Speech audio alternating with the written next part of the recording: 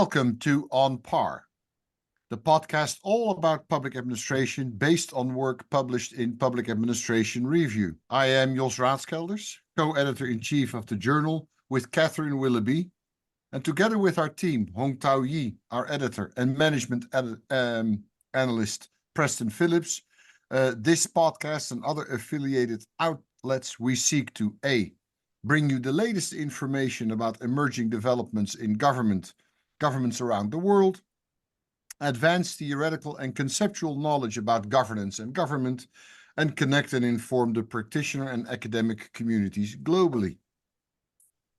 PAR is accessible online through Wiley.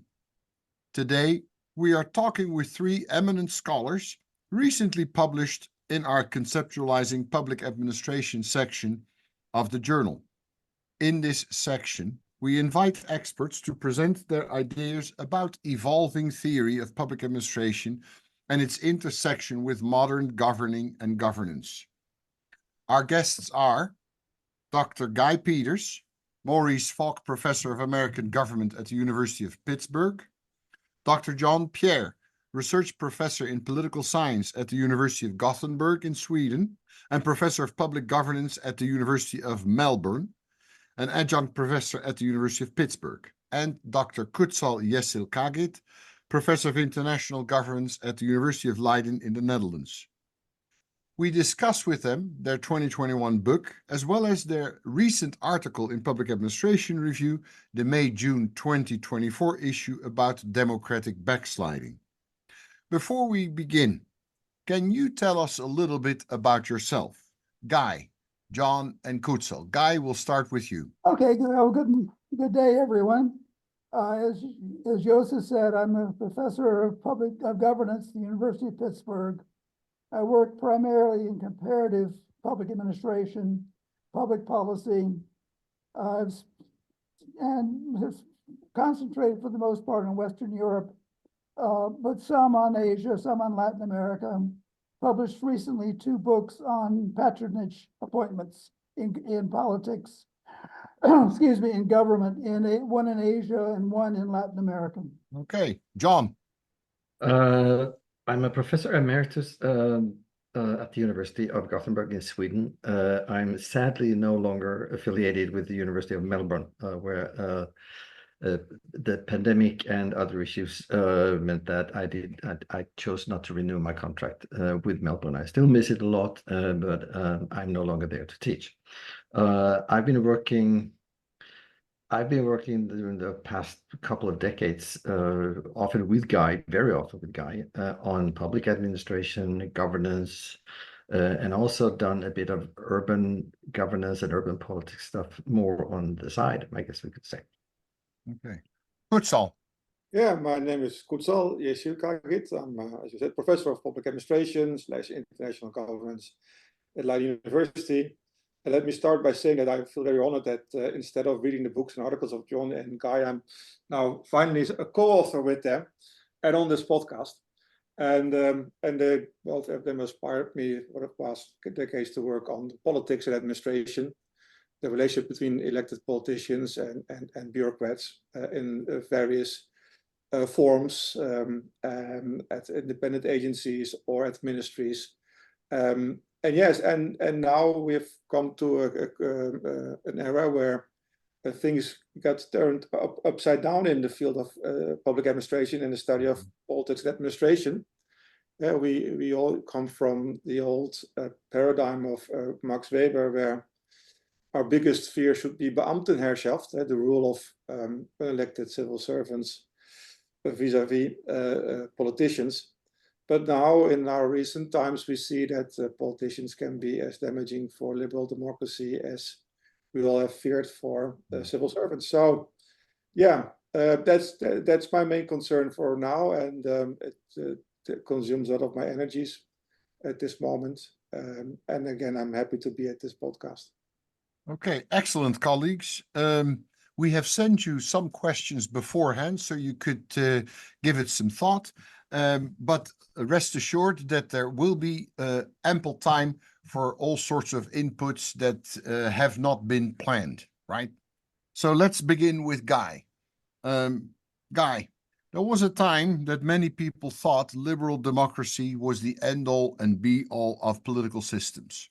Just remember Francis Fukuyama's The End of History and The Last Man in 1989, right?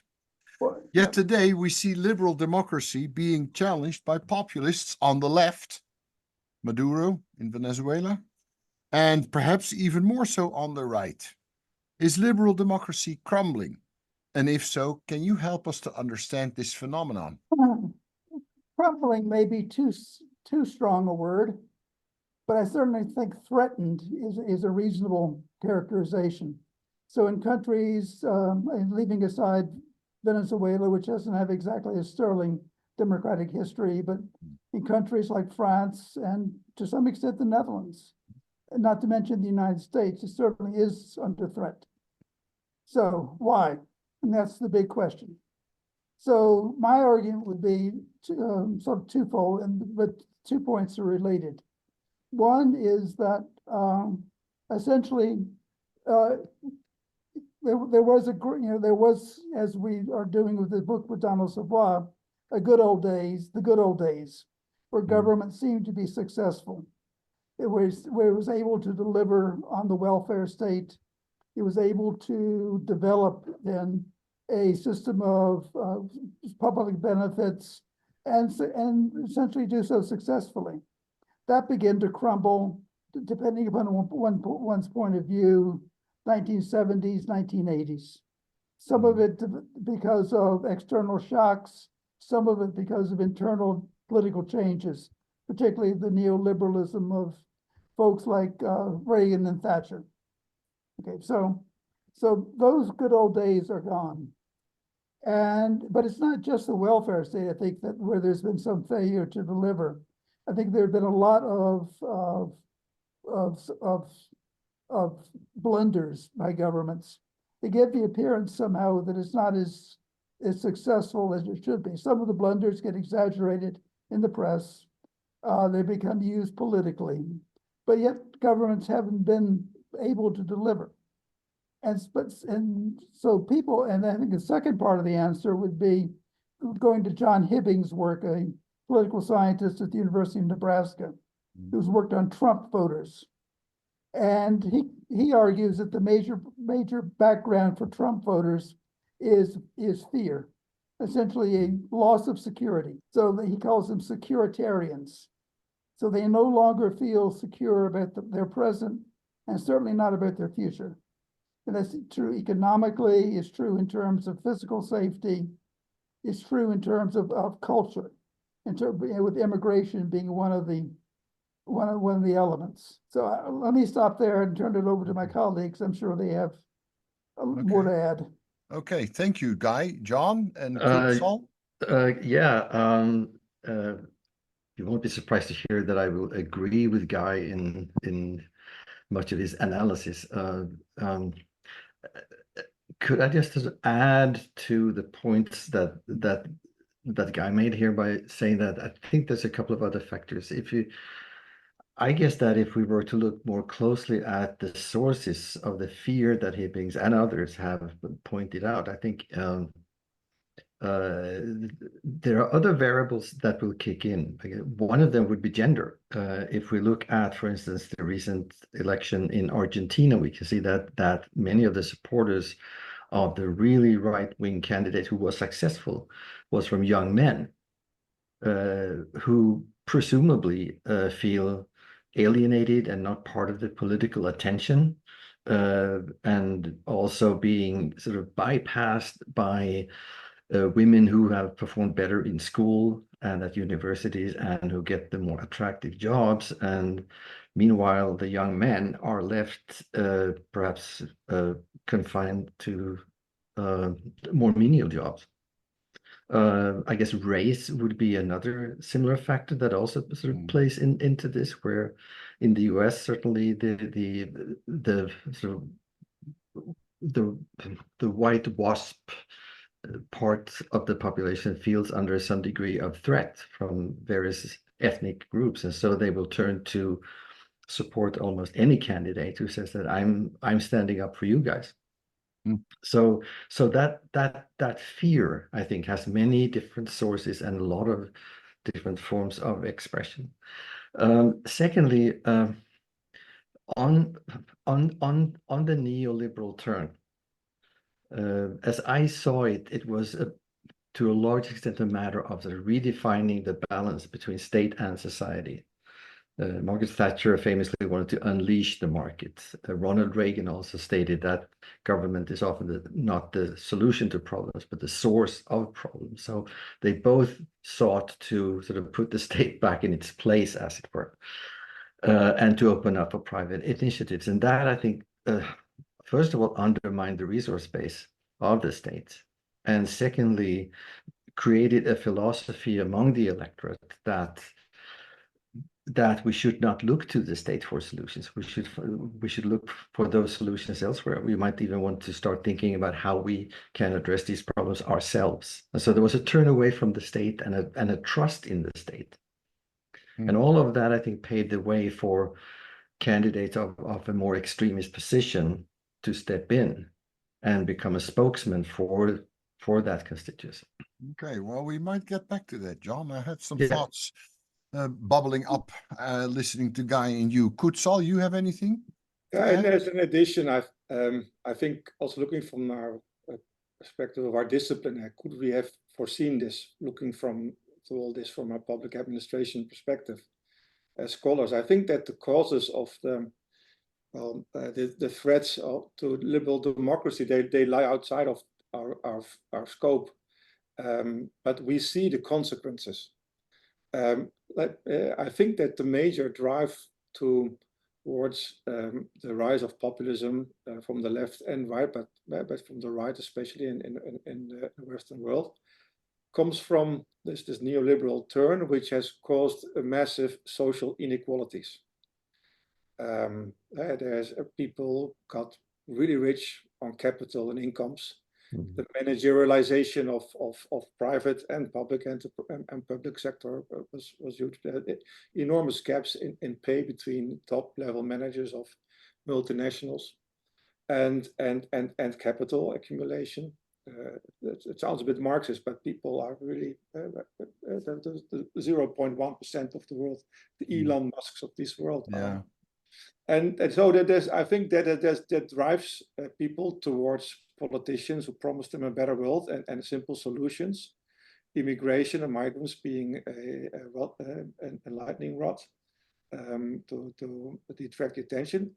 And the second part is we saw it in our field. We saw it in as Guy and as Jon already said, we saw it in the crumbling of the public services. We've seen hollowing out of public services. The politicians don't deliver anymore. Or there's a very interesting Italian study.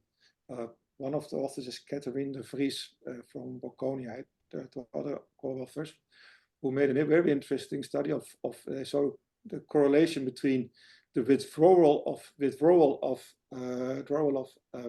public services from administrative centers in Italian municipalities, like the withdrawal of the closing down of a municipality, the closing down of a public service office, a tax office, or even the withdrawal of the closing down of a local supermarket, and voting for a populist government.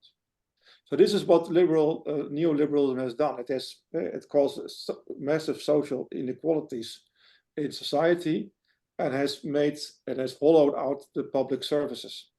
And these two things are, in my perspective, and I share this with you and Guy, have driven many people to the hands of populist leaders. Okay.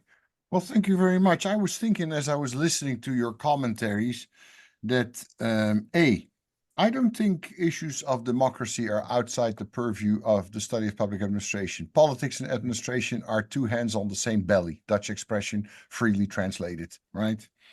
And I'm inclined to think that when people, what Guy addressed and Jon mentioned as well about fear, right? It's something that is very deep in our evolutionary background, the fear, the instinct for survival, right? I will get back to those animal instincts, as John Maynard Keynes called it, as well as a variety of authors since the middle of the 18th century, toward the end of my last questions, as you have seen. But one thing that baffles me about that return or that turning back the state or something, and what Margaret Thatcher said, I think, John, when people actually read The Wealth of Nations by Adam Smith, you will find that he says more about the tribes of monopoly, as he calls it, quote unquote, than he talks about the free market. And there was this wonderful little book in 1944 by Karl Polanyi, The Great Transformation, about the need of a governing system of institutional arrangement to provide boundaries around the market. But people, and politicians included, are not as well informed as they should be, in my view. We'll get back to that. But can I add just a quick point there? Yes, Guy. We keep going back to old famous authors, but Sam Huntington in the 1970s wrote a piece on how benign will post-industrial politics be, making the argument that we have this disjuncture between problems that get increasingly complex and the ability of governments and ordinary people to handle them, which in turn then makes government seem incapable of dealing with the real problems that face us, the wicked problems that we face now of climate change, immigration, etc. So, And Guy, I have full faith in our career civil service, because when I think back, and you've seen it in the chapter I've written for you, when you think back about the response of the career civil service in the late 19th century in Western Europe as well as North America to what I have called the triple whammy of industrialization, urbanization, and rapid population growth, is nothing short of amazing. And that capacity is still there. I firmly believe that. Can I also just jump in? Just Guy and I have this tendency whenever we chat to just throw book references at each other. But there's one book that I think really speaks to these issues, and it was written. I think it was published sometime in the 1990s by an economic historian called John Madrick, and it's called "The Case for Big Government." Oh, I need to check that out. And it came out in the midst of the whole neoliberal turn during the 1990s. And the argument he makes is that one thing that we're overlooking now is that there may well be collective solutions to market problems. So there are collective solutions to market failures. And he uses the construction of canals from the big lakes in the northeastern US and Canada, the canals linking, first of all, the lakes to each other, but also then linking them to the Atlantic, thus providing a whole new sort of trade passage and a freight channel of industrial products to the rest of the world. And he said that there is nothing ideological to justify that project, but there's an immense functionality that will justify those projects.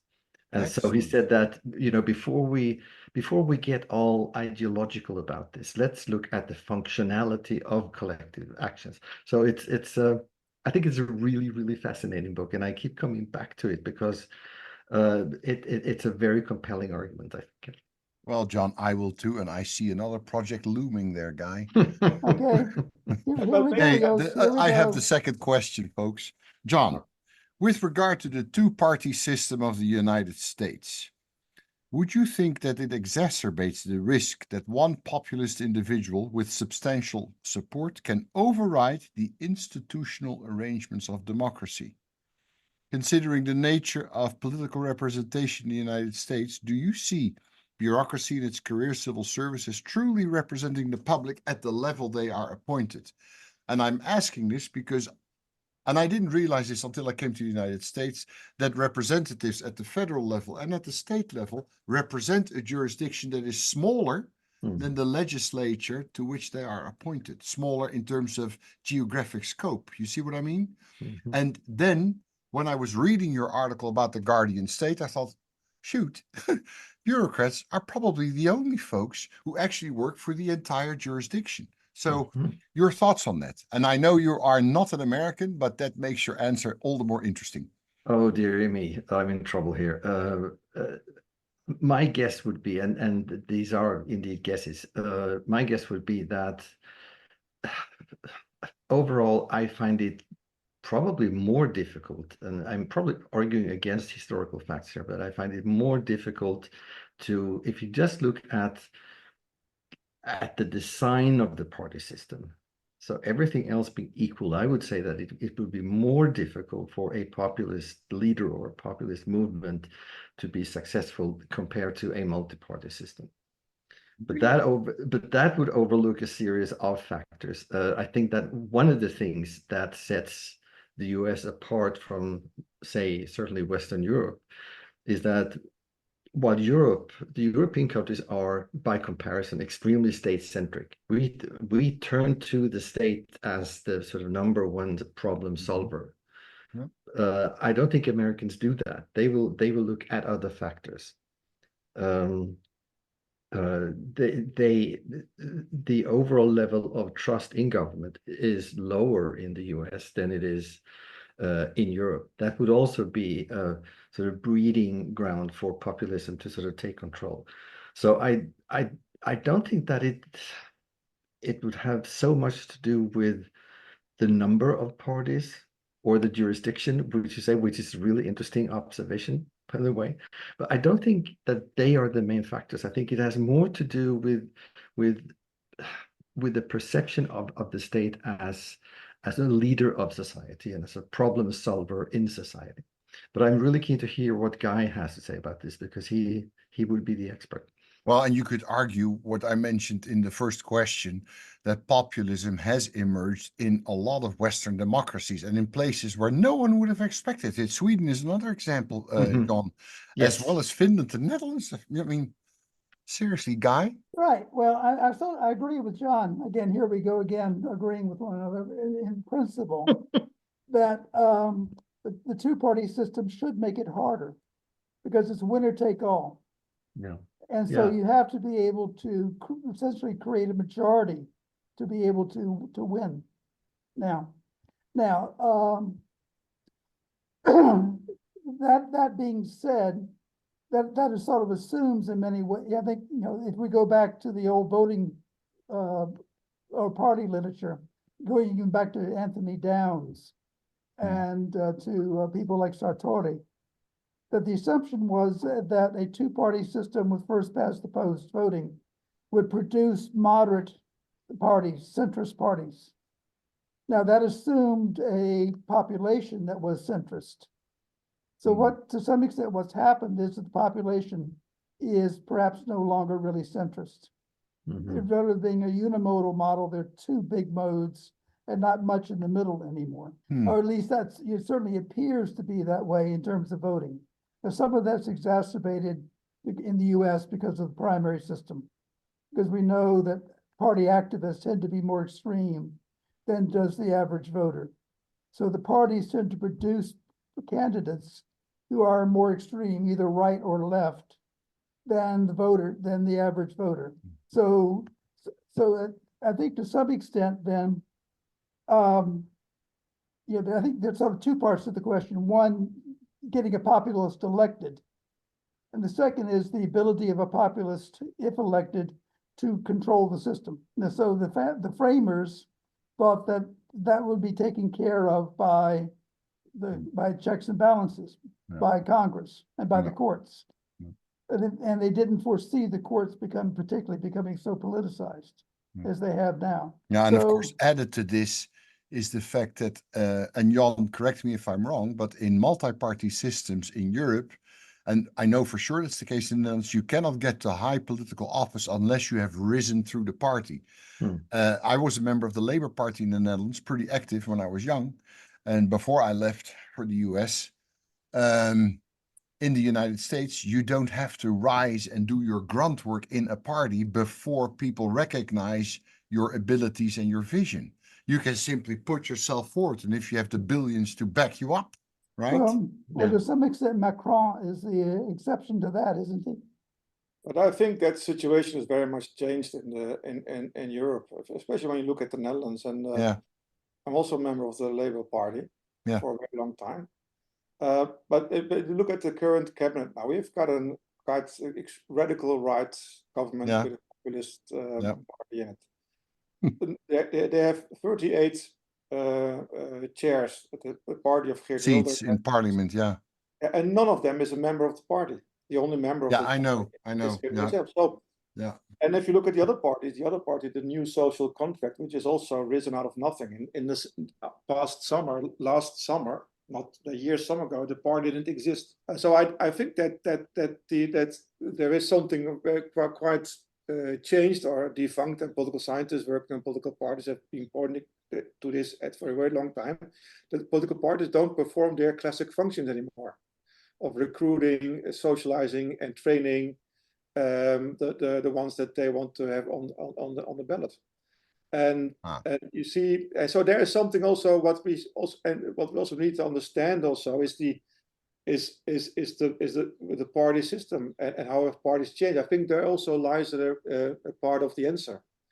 And to come back to the US question, and I, of course, like you and I, won't be able to say something as an expert on that.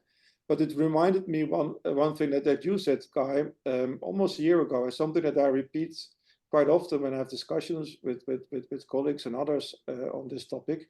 You said that liberal democracy is a game made for liberal citizens, and if the citizens are no longer liberal anymore, and when this classic Downsian centrist distribution of voters have shifted to the right, or the right center, extreme right, center right has become the median voter, then the same institutions can produce all kinds of outcomes that some liberal Democrats would not have expected. Sounds like there is some work ahead for us PA folks, huh?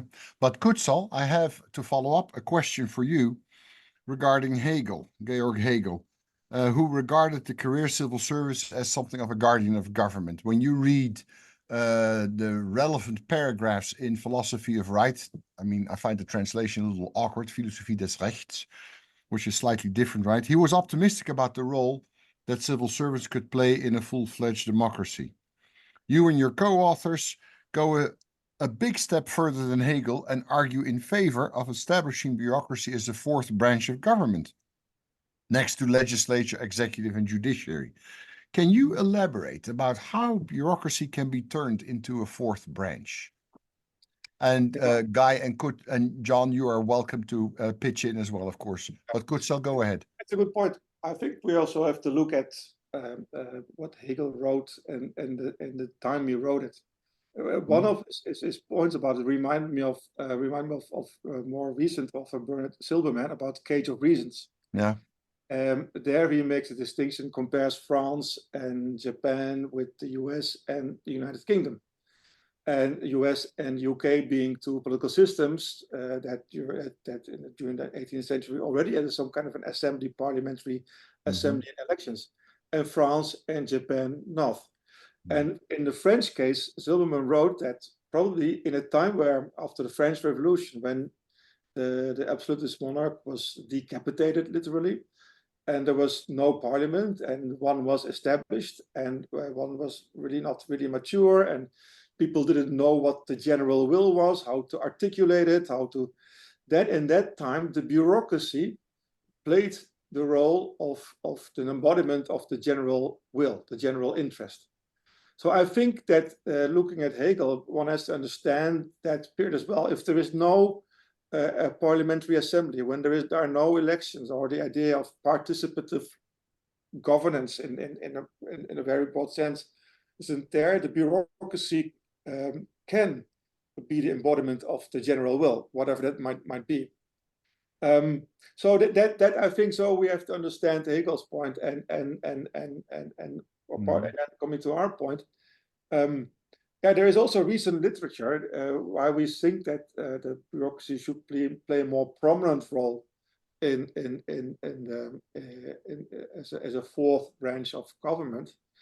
Is that we have come to see, and the public has come to see the bureaucracy since the 1980s in a very instrumentalist perspective as the managers of the majority decisions. And we all know the New Zealand experience where the ministerial departments were incorporated, and secretary generals became the CEOs. And so we come from an era, 3-4 decades, where we have started to look at bureaucracy as a really a managerial instrument.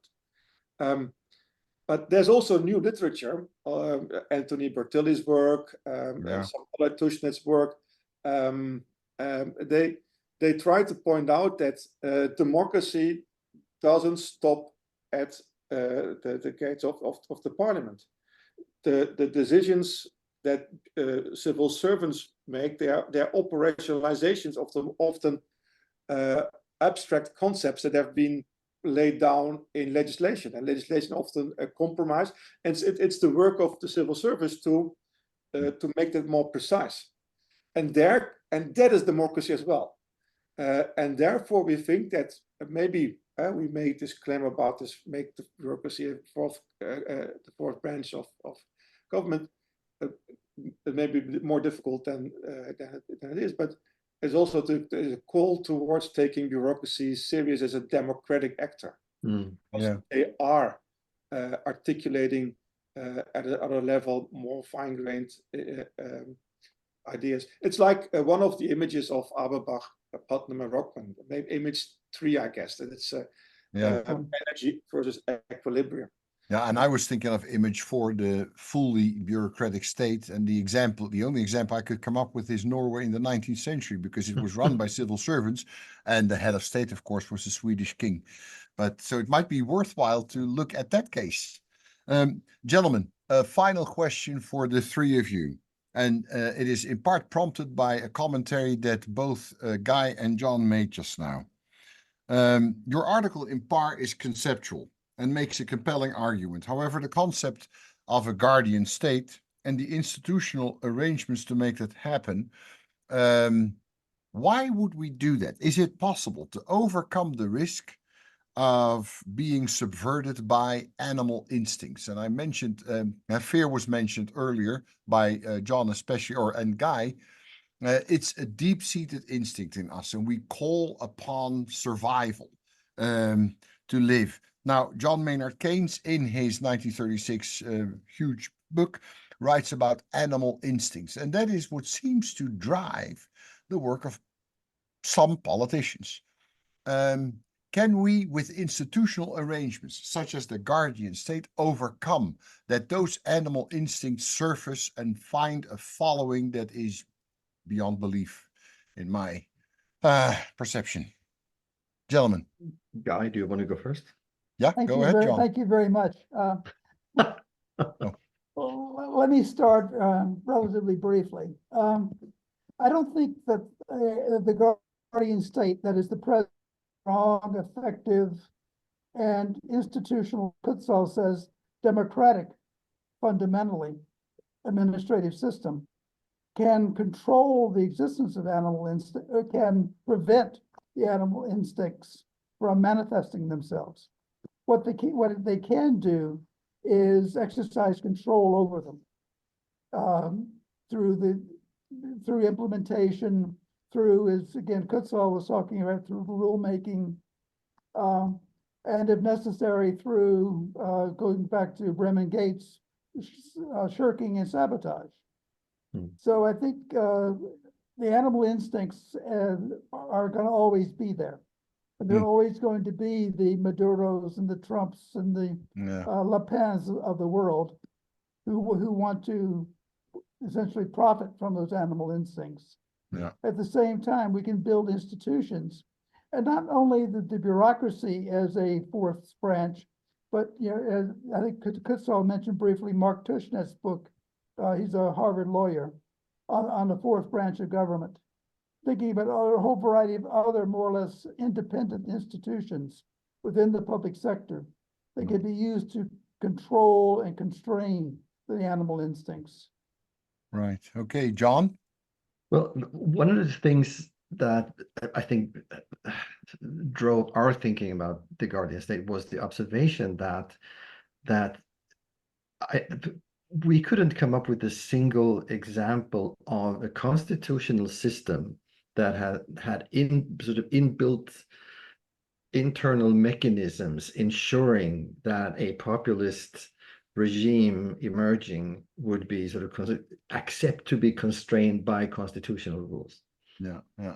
No one. So the classic saying that, well, no one saw this coming, is truth to very, very many countries. There were certainly mechanisms in place. Checks and balances would be, one of those ideas that sort of were meant to say that, well, if one branch of government oversteps its constitutional boundaries, the other branches will sort of come in and they will sort of prevent any sort of abuse of public power. But as I guess primarily the American experience tells us, those arrangements too can be overcome. So the whole idea that there should be a political leader elected and placed in executive office that essentially violated a wide variety of constitutional rules occurs nowhere in the Constitution itself. And so we began thinking of the Guardian State as, I guess in some ways, in the same way that you would think about a fire brigade, that usually, under normal circumstances, we don't see the fire brigade. Their vehicles are sort of locked away. They're just sitting there because there is no fire. But once there is a fire, they will be on high alert, and they will come within minutes. Right. So we don't think of the of a Guardian State as a mechanism that is supposed to be a sort of continuous actor in the daily workings when there is a government in place that subscribes to the basic values of the liberal democracy as those values are defined in the Constitution. Right. Thank you, Jon. Kutsal, last word? Yeah. At one point, my response to this is also bringing up one point we haven't mentioned, but which is very central in our article, is that we also wrote an article as a reaction to the individualist perspectives on servant resilience against populism. Many studies have looked at how individual civil servants could react. So we wanted to look at from a collective, a institutionalist perspective. We want a strong civil service bureaucracy as an institution. And then comes that if I don't believe that that bureaucracy will be able to keep out populists forever from government. When populist illiberal governments are in power for a long time, democracy will be lost. But what we can hopefully do is that to make aware the bureaucracy of their collective responsibility to act as a collective actor and to buy time. And so to raise the transaction costs for illiberal governments to subvert democracy to their will, so that in the time that that they feel resistance, other other parties, other voices in society, other political parties will come up and finally have this effective counter narrative against the populist narrative. Okay. So civil servants are not there to save the whole world, because that would run the danger of creating a bureaucratic authoritarian state like the Turkish military state that we had before the Islamists came to power. No, it should be a collectivist effort to stall efforts from illiberal governments and creating time and space for alternative counter narratives against the populists. Right. And that's also a point which Barry Boatman picked up, if my reading was correct from our article. Okay, well, gentlemen, thank you for this enlightening conversation and for your contribution to Public Administration Review and our study. And thank you to our listeners. And we're looking forward to our next time with you, when we will continue to examine the intersection of theory and practice in public administration. Do let us know how you're doing. You can email us at par.editors@gmail.com and find us on Spotify, X, and LinkedIn, and so forth. PAR is made possible by the American Society for Public Administration and our editorial team, with special thanks to podcast production person Jessica Rao, our editorial assistant. Thank you very much and have a wonderful day.